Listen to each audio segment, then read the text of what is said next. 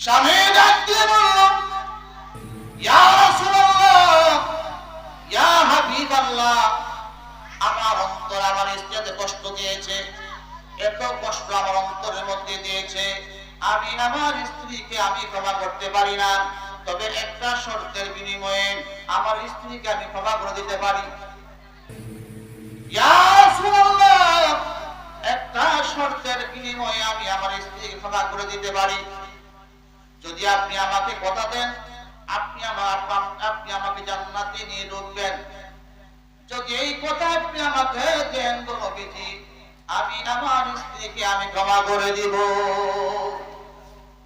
যদি আপনি এই কথা আপনি আমাকে দিতে পারেন, যদি এই কথা আপনি আমাকে দেন, আমি আমার স্ত্রীকে আমি ক্ষমা করে দিব। আল্লাহর হাবিব রাহমাতুল লিল আলামিন ডাক দিয়ে বলল, যা তোমাকে আমি কথা দিলাম, তোমাকে আমি কথা দিলাম, আমি তোমাকে নিয়ে জান্নাতে কদম রাখবো, এরপর আমি তোমাকে বলবো তুমি তোমার স্ত্রীকে ক্ষমা করে দাও। ওই স্বামী ডেকে বললো, ইয়া রাসূলুল্লাহ, ইয়া হাবিবাল্লাহ, আপনি সাক্ষী থাকেন, আমি আমার স্ত্রীকে আমি ক্ষমা করে দিলাম। আমরা আশরাফুল মাখলুকাত, আমরা শ্রেষ্ঠ জাতি, কিন্তু আমরা যে শ্রেষ্ঠ নিজের ব্যক্তিত্ব নিজেই ভুলে গেছি। একটা কথা আছে, কেউ যদি নিজেকে নিজের সম্মান না দেয়, কে কাকে সম্মান দিবে? আল্লাহ পাক মানুষকে আশরাফুল মাখলুকাত শ্রেষ্ঠ জাতি হিসাবে দুনিয়াতে পাঠাইছেন, আমাদেরকে শ্রেষ্ঠ নবী দিয়ে দুনিয়াতে পাঠাইছেন, আমাদেরকে শ্রেষ্ঠ কোরআন দিয়ে দুনিয়াতে পাঠাইছেন, আমাদেরকে আল্লাহ পাক সুন্দর আকৃতি করে দুনিয়াতে পাঠাইছেন। মানুষকে আল্লাহ পাক এত সুন্দর আকৃতিতে দুনিয়াতে প্রেরণ করেছেন, 18,000 বা তার চেয়ে বেশি মাখলুক রয়েছে, এত সুন্দর করে আল্লাহ পাক কাউকে পাঠায় নাই। জোরে বলেন সুবহানাল্লাহ। আল্লাহ পাক এত সুন্দর আকৃতি দিয়ে আমাদেরকে বানাইছেন। আল্লাহ পাক বলেছেন, লাকাদ খালাকনাল ইনসানা ফি আহসানি তাকবীর। এই আয়াতের মধ্যে আল্লাহ রাব্বুল আলামিন বলেছেন, বান্দা হে, এত সুন্দর করে তোদেরকে আমি দুনিয়াতে পাঠাইছি, এত সুন্দর গঠন প্রণালী দিয়ে তোদেরকে দুনিয়াতে পাঠাইছি, এত সুন্দর করে আমি আর কোন মাখলুককে পাঠাই নাই। জোরে বলি সুবহানাল্লাহ। মানুষের মতো সুন্দর আর কি কেউ আছে? জোরে বলি। শীত আসলে আমাদের জন্য কত লেপ পোশাক, কত কিছুর আয়োজন করা হয়। আমরা গরু বাছুরের জন্য কয়টা তোষক বানাইছি, কয়টা সেগুন গাছ কাঠের ফার্নিচার বানাইছি। আল্লাহ পাক এত সুন্দর করে মানুষকে পাঠাইছেন। আল্লাহ পাক বলেছেন, লাকাদ খালাকনাল ইনসানা ফি আহসানি তাকবীর। আল্লাহ পাক মানুষকে সুন্দর করে পাঠাইছেন, একটা উদ্দেশ্য আছে। আমরা একটা ঘর বানাই, ঘর বানানোর একটা উদ্দেশ্য আছে না, যে ঘরে আমরা বসবাস করবো, ঘরে আমরা থাকবো। আল্লাহ পাক সুন্দর আকৃতিতে বনি আদমকে পাঠাইছেন, একটা উদ্দেশ্য আছে।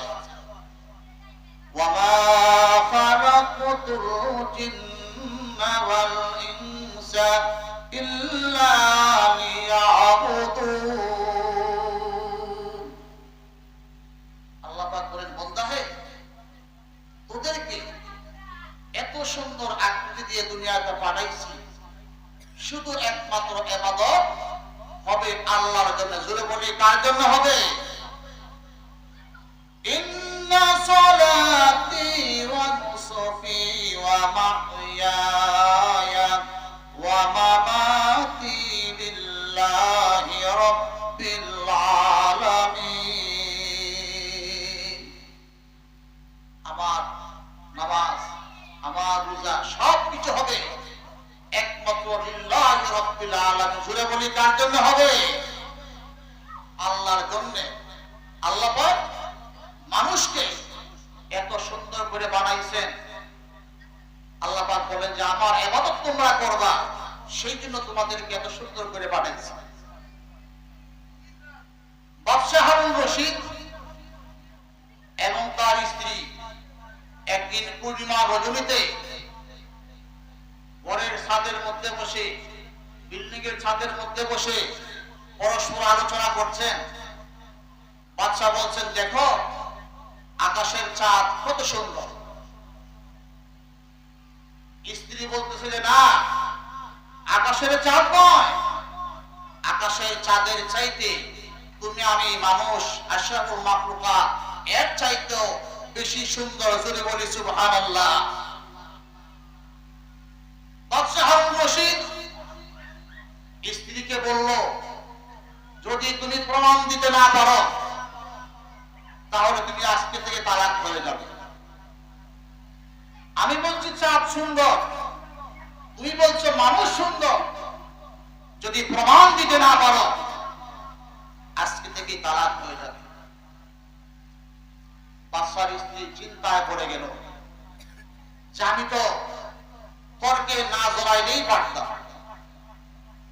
আমাদের সমাজে আমাদের স্ত্রী যারা আছে স্বামীদের সাথে তর্কে জড়ায় না জড়ায়, জুড়ে বলি এইভাবে কথা বলে মনে হয় পল্টন ময়দানে রাজনৈতিক বক্তব্য দিচ্ছে।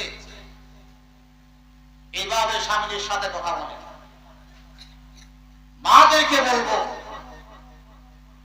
তোমার নামাজ রোজা সবকিছু ঠিক আছে, তোমার মৃত্যুর পরে যদি তোমার স্বামী টুকু বলে যে পাইতে গেলাম, বহুত কষ্ট আমার দিছে, সব বরবাদ হয়ে যাবে, সব বরবাদ।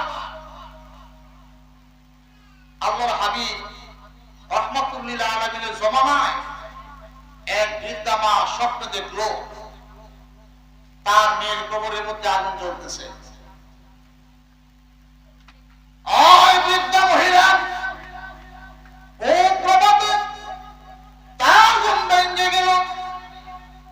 ঘুম থেকে উঠে আল্লাহর হাবিবের খেদমতে গিয়ে বলল, ইয়া রাসূলুল্লাহ, ইয়া হাবিবাল্লাহ, গত রাতে আমি স্বপ্নে দেখলাম আমার মেয়েটা কবরের মধ্যে আগুনের মধ্যে জ্বলতেছে। ইয়া রাসূলুল্লাহ, ইয়া হাবিবাল্লাহ, আপনি একটা ব্যবস্থা আপনি করে দেন, আমার মেয়ের কবরের মধ্যে আগুন জ্বলতেছে। মেয়ে ডাকতে বলল, মা, দুনিয়ার বুকে আমার স্বামীর অন্তরে দুঃখ দিয়েছিলাম, ব্যথা দিয়েছিলাম গো মা, সেই জন্য আল্লাহ পাক রাগান্বিত হইয়া আমার কবরের মধ্যে আগুন জ্বালিয়ে দিয়েছে গো মা। দুনিয়ার মধ্যে আমার স্বামীর অন্তরে আমি কষ্ট দিয়েছিলাম, আমার স্বামীর অন্তরে আমি ব্যথা দিয়েছিলাম, সেই জন্য আল্লাহ পাক আমার কবরের মধ্যে আগুন জ্বালিয়ে দিয়েছে। এই স্বপ্ন যখন মা দেখলো, মায় দৌড়ালো খুব প্রভাতে আল্লাহর হাবিবের খেদমতে আরজ করলেন, ইয়া রাসূলুল্লাহ, ইয়া হাবিবাল্লাহ, কথা বলতে আমি স্বপ্ন দেখলাম আমার মেয়ের কবরের মধ্যে আগুন জ্বলতেছে। আল্লাহর হাবিব ডেকে বলল, বৃদ্ধা মা, তোমার মেয়ের স্বামীকে নিয়ে আসো আমার দরবারে। মহিলার স্বামী এসে আসার পরে বলল, আল্লাহর হাবিব রাহমাতুল লিল আলামিন দেখে বলল, মিয়া, তোমার অন্তরে তোমার স্ত্রী কষ্ট দিয়েছিল, তোমার অন্তরে ব্যথা দিয়েছিল, আমি নবী বলবো তোমার স্ত্রীকে তুমি ক্ষমা করে দাও। স্বামী ডাক দিয়ে বলল, ইয়া রাসূলুল্লাহ, ইয়া হাবিবাল্লাহ, আমার অন্তর আমার স্ত্রীকে কষ্ট দিয়েছে, এত কষ্ট আমার অন্তরের মধ্যে দিয়েছে, আমি আমার স্ত্রীকে আমি ক্ষমা করতে পারি না, তবে একটা শর্তের বিনিময়ে আমার স্ত্রীকে আমি ক্ষমা করে দিতে পারি। ইয়া রাসূলুল্লাহ, একটা ক্ষমা করে দিতে পারি। যদি আপনি আমাকে কথা দেন, আপনি আমাকে জান্নাতে নিয়ে ঢুকবেন। যদি এই কথা আপনি আমাকে দেন তো নবীজি, আমি আমার স্ত্রীকে আমি ক্ষমা করে দিব। যদি আপনি এই কথা আপনি আমাকে দিতে পারেন, যদি এই কথা আপনি আমাকে দেন, আমি আমার স্ত্রীকে আমি ক্ষমা করে দেব। আল্লাহর হাবিব রাহমাতুল লিল আলামিন ডাক দিয়ে বলল, যাও তোমাকে আমি কথা দিলাম, তোমাকে আমি কথা দিলাম, আমি তোমাকে নিয়ে জান্নাতে কদম রাখবো। এরপর আমি তোমাকে বলবো তুমি তোমার স্ত্রীকে ক্ষমা করে দাও। ওই স্বামী ডেকে বললো, ইয়া রাসূলুল্লাহ, ইয়া হাবিবাল্লাহ, আপনি সাক্ষী থাকেন, আমি আমার স্ত্রীকে আমি ক্ষমা করে দিলাম, আমি আমার স্ত্রীকে ক্ষমা করে দিলাম। পরে আলোচনাতে ওই বৃদ্ধ মহিলা স্বপ্নে দেখলো তার মেয়েটা বিশাল সিংহাসনের মধ্যে, ফুলের বাগানের মধ্যে বসা। জুড়ে বলি সুবহানাল্লাহ। এই জন্য বলবো, মাদেরকে বলবো, মহিলাদেরকে বলবো, স্বামীর অন্তরে কষ্ট দিয়েন না, স্বামীর অন্তরে ব্যথা দিয়েন না। আপনার যত ইবাদত সবকিছু বরবাদ হয়ে যাবে যে আপনার স্বামীর অন্তরে আপনি কষ্ট দিয়ে থাকেন।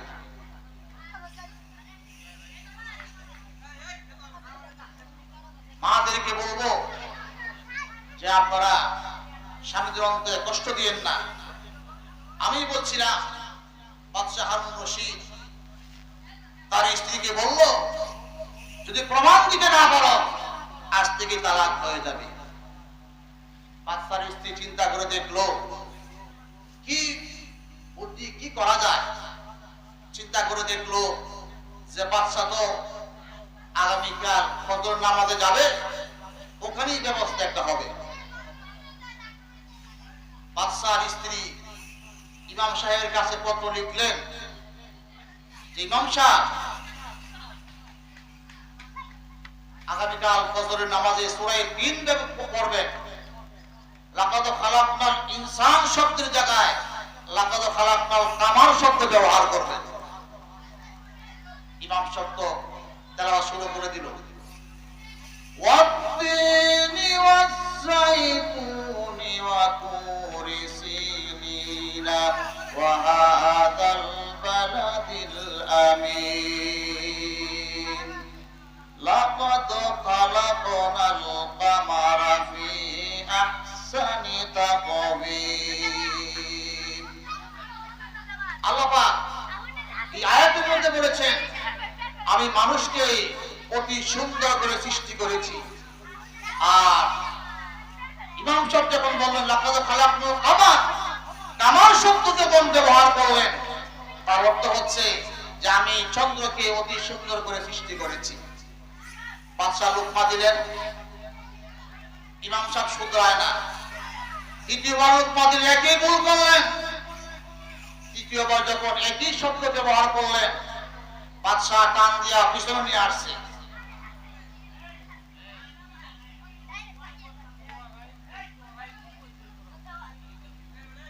লা ইলাহা ইল্লাল্লাহ, লা ইলাহা। এই পাশে বাচ্চা ওরিশ ডিস্টার্ব করতেছে। লা ইলাহা ইল্লাল্লাহ, লা ইলাহা,